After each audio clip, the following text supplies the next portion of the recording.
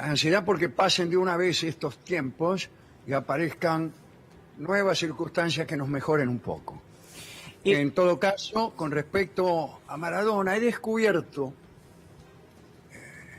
en principio le quiero decir que yo lo viví con gran tristeza, y que yo he visto un pesar general, por más que a veces, por contradicción de los gestos, alguien cante en un velorio, pero no quiere decir que estemos contentos. Claro. Si se ha muerto Maradona, no estoy cantando porque lo estoy celebrando.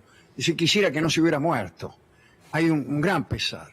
Y lo que he visto es que se ha llorado a este muerto querido de distintas maneras, pero han llorado juntas personas que no piensan igual. Todos los argentinos, casi todos, estuvimos unidos en esa congoja por el muerto querido que es Diego. A mí me parece que eso puede ser la sombra de un comienzo. No digo de una reconciliación, pero al menos de una convivencia. Cuando en las familias lloramos juntos a alguien, a veces nos abrazamos con alguna intención de cercanía. Yo aspiro a que algo parecido a esto pueda llegar a ocurrir. Esa es la primera cosa que me da algún tipo de esperanza. La otra cosa es que yo pienso que la pandemia va a pasar. Va a pasar. Creo que la vacuna nos va a ayudar. Creo que tengo derecho a tener una esperanza tan fantasmagórica como la que acabo de enunciar en este segundo hecho. Con eso le estoy pintando un panorama de desolación por las desgracias que nos afligen y de una mínima esperanza de que estas desgracias de algún modo puedan superarse. Alejandro, esa esperanza de, por lo menos lo cito de memoria inmediata, corríjame si estoy cometiendo algún error, pero de una aproximación a una convivencia distinta producto de esta cuestión ecuménica que se generó producto de la muerte de Diego. Sí. ¿Es solamente producto de esa esperanza, del deseo que tenemos todos, o vio algún gesto que le permite esperanzarse con esto? ¿O vi algún gesto, pero son gestos que a lo mejor duran lo que una flor. Claro. Pero los gestos están. Hemos llorado juntos, tipos de Ñuls y de Rosario Central van juntos a ponerle flores. Alguno que otro personaje público también hace ver su pesar, siendo que Maradona pertenece a uno de los dos bandos de la grieta, evidentemente. Uh-huh. Sin embargo, he escuchado algunas voces disidentes en esta especie de unión en el dolor, ¿no? Ahí tiene usted algunos que se han quejado de cómo era Maradona, o sea, no les gustaba cómo era Maradona, ¿no? Entonces, dice, yo me quedo con el Maradona tal y cual, y yo con este otro Maradona, tratando de hacer un beneficio de inventario, Maradona como persona. Bueno, eso viene desde antiguo, ¿no? La familia de la clase media que no les gustaba que Diego se drogara y consideraban que era un pésimo ejemplo, qué sé yo. Por otra parte, aparecen insensibilidades o declaraciones como esta que recibí yo en mi programa. Escuchá esto. A ver. Dice una señora muy bien intencionada, dice, ay, pero Maradona ganó tanto dinero pateando una pelota. ¿Qué queda entonces para un neurólogo o para Albert Einstein? Bueno, pues yo le dije que en realidad un neurólogo era una cosa, Albert Einstein era otra, Maradona era otra, y que había una cuarta cosa, que era la distribución de los recursos en el mundo. Distribución con la que podemos y debemos estar fuertemente en desacuerdo. Pero la pregunta es, ¿vas a empezar a luchar contra la desigualdad a partir de Diego Maradona? ¿No es mejor empezar con los Lehman Brothers, por ejemplo? Por algún otro lado. No, tiene que ser con Maradona, porque Maradona gana mucho dinero y los neurólogos poco. No es la forma de comenzar a luchar contra el capitalismo, contra la desigualdad, ni contra el neoliberalismo. Es otra cosa. Alejandro, sí. No, respecto a, bueno, es familia de esto que estaba mencionando usted. Hoy decíamos que incluso mirado con el prisma de la gente bueno, que por ahí la intervención del Estado no le gusta mucho, que habla de meritocracia, de las inversiones, etcétera, etcétera. Diego, sorprendentemente, unía todas esas características. Es decir, es un hombre que... Porque es el principal meritócrata. Claro, Que llegó por su mérito. ¿Por qué llegó? claro. Llegó porque lo subsidió Argentinos Juniors. Bueno, Pero entonces, por qué esa distancia, Alejandro, entre... Por ahí es un imaginario que estamos creando, es un hombre de paja, creo que no, por reacciones que vi, pero de ese sector contra Diego sí forma parte de los postulados de repente que los contiene. sí, forma parte de cierto odio hacia las personas que provienen de los sectores más desposeídos. Es así. Pero lo que yo he visto es que no es eso. Yo debo admitir que no es en todo Claro, en todos. claro. Sí, sí, sí. En algunos sectores, ¿no? Por ejemplo, es eso. Y después a otros les sale el gesto del reparo, qué sé yo, los Pumas, por ejemplo, ¿no? Bueno, tienen una forma de aceptar el homenaje de los All Black, casi no aceptándolo. Bueno, pequeños gestos. La otra deportista que se niega a participar del homenaje. Algunas cosas, pero no muchas. No muchas. En general hubo una respuesta casi unánime de pesar y de congoja y de duelo por el tipo que habíamos perdido. Me atrevo a hacer, antes de que los minutos se vayan y volvamos a la ausencia, una declaración en disidencia con lo que dijiste del relato de Víctor Hugo. Sí, lo hago adelante. desde la más profunda admiración por Víctor Hugo y especialmente como usuario de las palabras que son el lenguaje de la inteligencia. Pero yo creo que ese gol no necesita relato. Ese gol no necesita relato. Y los goles en la cancha no tienen relato. Es cierto. Se hacen solos. El relato es algo que le pone, lo diré, la televisión. Así que, Iván, vos que tratás de ver la realidad fuera del marco del relato televisivo. Extraño mucho la cancha, Alejandro, eso me pasa, por ahí es eso. El relato televisivo hecho de zócalos, de encuadres, de primeros planos de la realidad, de ediciones. Justo vas a decir que ese gol no tenía tanto mérito si se le quitaba el relato. No, yo lo que dije es que se juntan las dos en su disciplina, los dos hechos más perfectos en su disciplina de la historia universal. Pero es cierto, por supuesto que en las canchas los goles no necesitan... Es cierto que el relato relato deportivo es una disciplina un tanto más sencilla que la del fútbol a esas alturas, ¿no? Pero ¿has encontrado alguna fuga, algo de belleza en un año tan difícil como este? Por un lado te puedo decir, Iván, que yo no busqué una fuga. Ok. No sé. Sí. Y vos tampoco, por ejemplo. No estás tratando de olvidarte de la pandemia dedicándote a la filatelia. No. Bueno, o sea que no busqué una fuga y el sufrimiento que tuve y sigo teniendo durante todo este año no es solo por mí, es por lo demás. Y cuando digo lo demás, no es que yo sea un benefactor de la humanidad. Pienso en la gente que yo quiero, pienso en mis hijos, que por ahí se pueden contagiar, o en mi tía Elcira, que es una persona mayor, que pertenece al grupo de riesgo, o en personas que yo quiero mucho y que están en peligro, que estuvieron en peligro. En eso pienso. Quiere decir que no sé si me importa tanto cómo me va a mí. Te puedo decir, no hicimos funciones de teatro este año. Bueno, la respuesta es jorobate.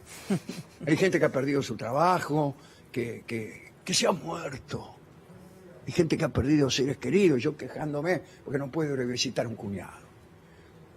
dentro de todo, la pregunta tenía otro significado y voy a contestar. Ok. Se genera un tiempo que yo antes no tenía y efectivamente lo utilicé trabajando en cosas en las que habitualmente soy perezoso, como por ejemplo terminar un libro que yo estaba escribiendo. ¿Cómo fueron los primeros encuentros con Diego? ¿Qué se puede saber de esos encuentros? ¿Qué recordás? ¿Y cómo fueron los últimos o el último? Mucho a él, no he sido un amigo asiduo.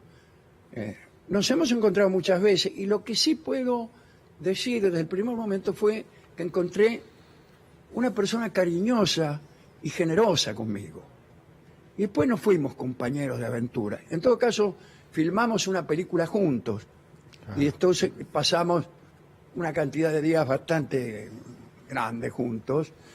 Incluso viajamos a Punta del Este y estuvimos allá una semana o dos, no me acuerdo. Estábamos muy aburridos los dos, o él estaba más aburrido que yo, y entonces conversábamos largamente. Por ahí él cantaba. Sabía que yo era músico, me gustaba el tango, me cantaba Tomo y Obligo, cosas así. Cantaba muy bien, realmente muy bien. Pero el primer encuentro fue un encuentro totalmente formal, en una reunión que hacían los tipos que después hicieron la película. Y ahí nos saludamos, sacamos una foto.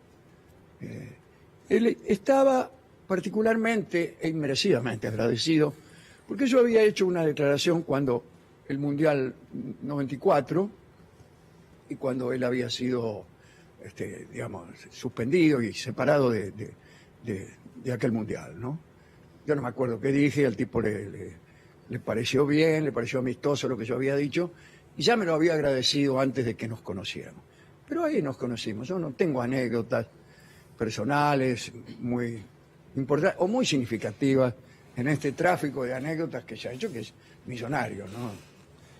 Millones de personas. Ahora, Alejandro, perdón por la interrupción en la consulta que te hacía Lautaro, pero vos sí perdón, el tuteo, usted lo que tiene sí es una relación muy desarrollada con el sentir popular, digamos, es parte de ese sentir popular.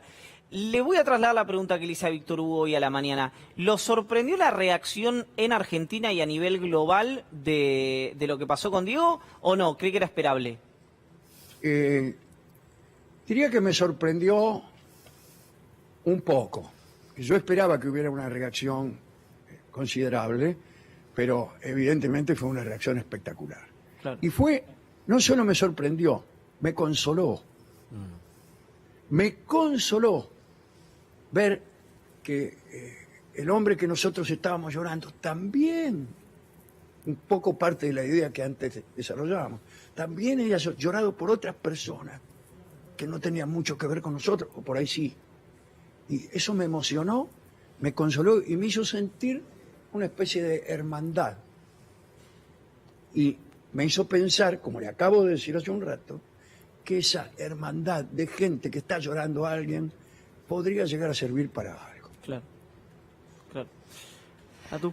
Alejandro, buenas noches. En relación a lo que venías hablando al comienzo de la entrevista y de la convivencia, ¿no? A través de la muerte de Diego Armando Maradona, en las redes Abuelas de Plaza de Mayo pusieron una imagen que estaba Estela de Carlotto con Diego Armando Maradona, y las redes se tiñeron un poco en relación a algunos comentarios que hacían diciéndole a las Abuelas de Plaza de Mayo que no era por ahí, ¿no? Como que las Abuelas de Plaza de Mayo no podían postear una imagen en las redes sociales junto a Diego Armando Maradona. ¿Alguna reflexión al respecto? No, ninguna, no. Yo creo que cualquiera tiene derecho a postear lo que quiera. Y también, incluso hasta tiene derecho a objetar ese posteo. ¿Cero? Alejandro, buenas noches. Digo, usted sabe de qué lado me acuesto, pero... Alejandro, buenas noches. Fernando Soriano lo saluda. Discúlpeme. Hola, el atrevimiento, quizás, pero... Que no salga de ahí. Atrévase nomás. A los que lo escuchamos desde hace muchos años, como compañía de las noches, a mí me gustaría, si usted pudiera sintetizar un epílogo sobre Maradona, la vida de Maradona, los miles de Maradona que nos atravesaron a lo largo de estos años, ¿no?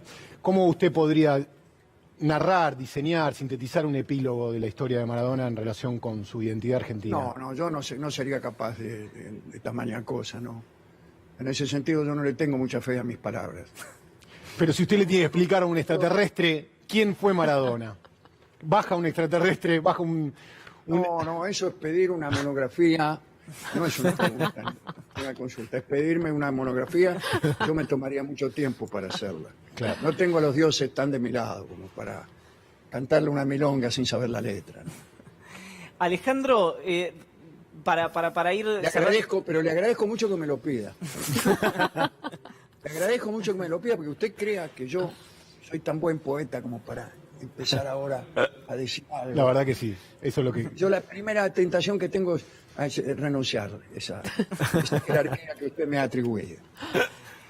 Alejandro, hay algo, si nos lo permite, si no, por supuesto que no, pero si algo que exceda a Diego, por más que la coyuntura trate de impedirlo, que tiene que ver con lo que usted decía al comienzo, de esta aproximación a una convivencia por ahí un poco más civilizada.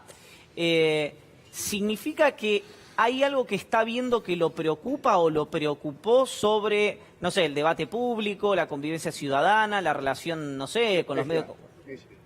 Sí, yo creo que el odio está aceitando la polémica política actual. Y que, discúlpeme si le digo esto, Adelante. que es metiéndome en una cosa medio como de comentarista político, pero a mí me parece, acá entre nosotros, esto para nosotros, que la grieta es una estrategia política de la oposición. No porque hayan tomado esa decisión, pero es una estrategia política que conviene a la oposición, no al gobierno. Entonces, funciona del siguiente modo. Cualquier decisión que provenga del gobierno es objetada. Automáticamente, sin debatirla. Esto me parece una estrategia que si está pensada es brillante.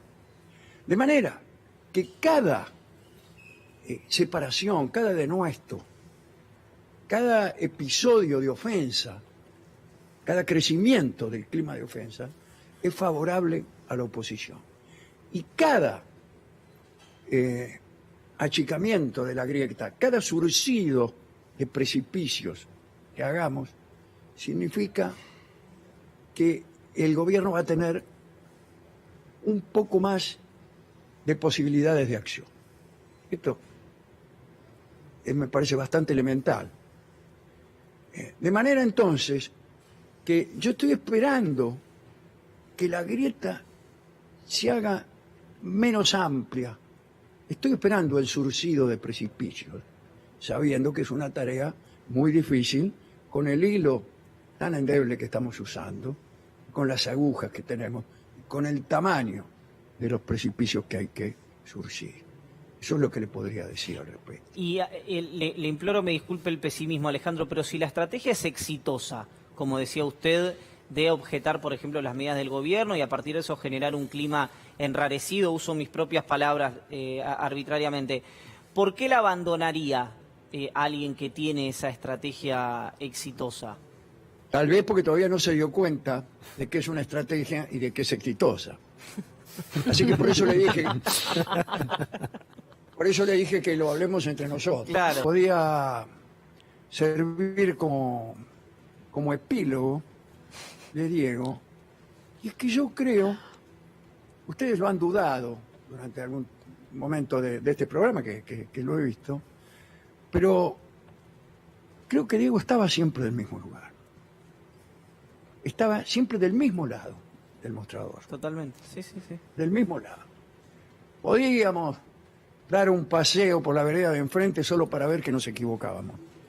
Pero si hay alguien que ha sido coherente con su corazón, no solo en lo político, sino en lo humano.